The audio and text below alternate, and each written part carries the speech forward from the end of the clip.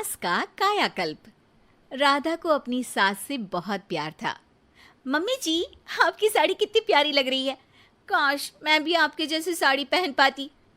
अरे बेटा, हमारे जमाने में तो साड़ी ही चलती थी। तू क्या करेगी साड़ी पहनकर? दिन भर भागा दौड़ी करती है। साड़ी कंफर्टेबल नहीं फील कराएगी। तू तो ऐसे ही जचती है बेटा। राधा सास को लेकर घूमने जाती, सैर करती और उनसे खूब बातें किया करती थी। एक दिन, अरे राधा और माँ सुनो, अब हम लोगों को बम्बई चलना पड़ेगा। मेरी नई नौकरी वहीं लगी है। अरे वाह माँ, कितना मजा आएगा ना। अरे नहीं नहीं, मैं नहीं जाऊंगी। बड़ा शहर, बड़े लोग, मेरा दिल नहीं लगेगा। अरे माँ, मैं हूं ना आपके साथ। और सारा परिवार बड़े शहर में शिफ्ट हो जाता है।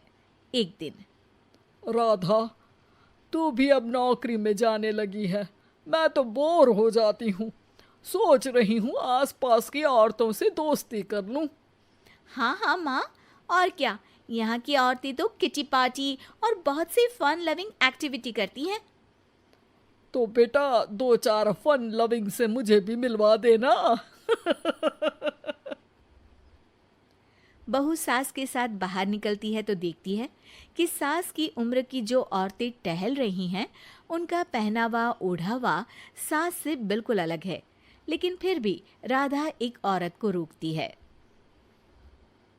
Hello aunty, how are you? Oh great darling.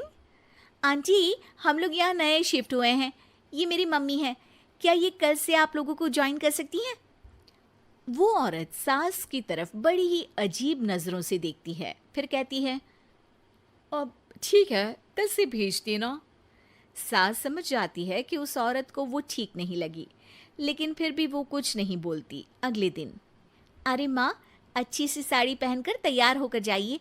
आपको आपकी दोस्तों के पास जाना है ना। और नहीं नहीं, मैं सोच रही हूँ घर पर बैठकर टीवी देखूं। वैसे भी रामायण का नया एपिसोड आएगा। नहीं माँ, आप जाओ ना, लोगों से मिलो, बात करो, अच्छा लगेगा। ना चाहते हुए भी सास उन लोगों के पास जाती है, लेकिन सभी सास से बुरा व्यवहार करते हैं। सास मुंह लटकाकर घर आ जाती है। बहू समझ जाती है कि सास को कुछ हुआ है। वो रोज सास को पार्क में भेजती, लेकिन सास रोज मुंह लटकाकर वापस आ जाती। क्या हुआ माँ, आप बाहर जाकर खुश नहीं होती हैं? अरे बेटा, खुश तो हूँ लेकिन लेकिन क्या माँ, आपको तो लोगों से मिलना, बातें करना अच्छा लगता था। मैं देख रही हूँ कि आजकल आप बाहर से आती हैं तो परेशान सी दिखती हैं। सास कुछ नहीं कहती, अपने कमरे में चली जाती है। अगले दिन राधा चुपके से सास के पीछे पार्क में जाती है। हेलो, कैसे हैं आप लोग? एक औरत मुंह बनाकर साइड हो जाती है। सभी एक दूसरे से बात करती हैं, लेकिन राधा की सास साइड में चुपचाप अकेली बैठी रहती हैं।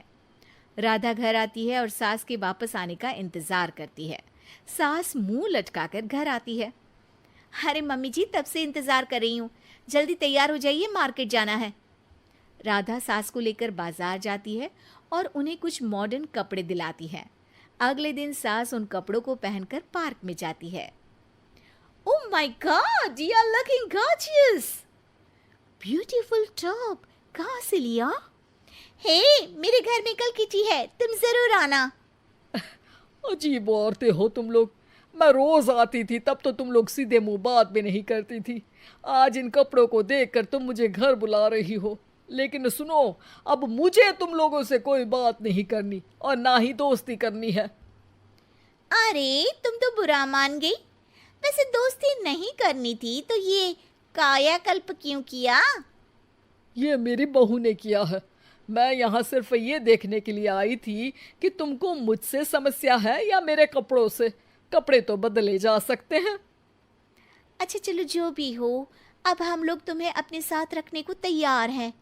लेकिन अब मुझे तुम लोग नहीं पसंद। ये बोलकर राधा की सास वहां से चली जाती है। वाह माँ जी, आज तो आपका चेहरा खिला खिला सा लग रहा है। लगता है आपकी सहेलियों ने आपको अपना लिया। हाँ, वो तो अपनाना ही था। दिखावे वाली जो है वो, मेरे कपड़े बदलते ही उनका दिल बदल गया। लेकिन आज मैं उन्हें मना कर आई, अरे क्यों माँ जी? क्योंकि उन लोगों को मुझसे नहीं मेरे कपड़ों से दोस्ती करनी थी। वैसे मेरे पास तो तू है ना, मेरी प्यारी बहू, मुझे किसी की जरूरत नहीं है। अरे नहीं नहीं माँ जी, आप ऐसा क्यों सोच रही हैं? बेटा ये गलत भी तो नहीं है, जैसा देश वैसा भेष। क्यों?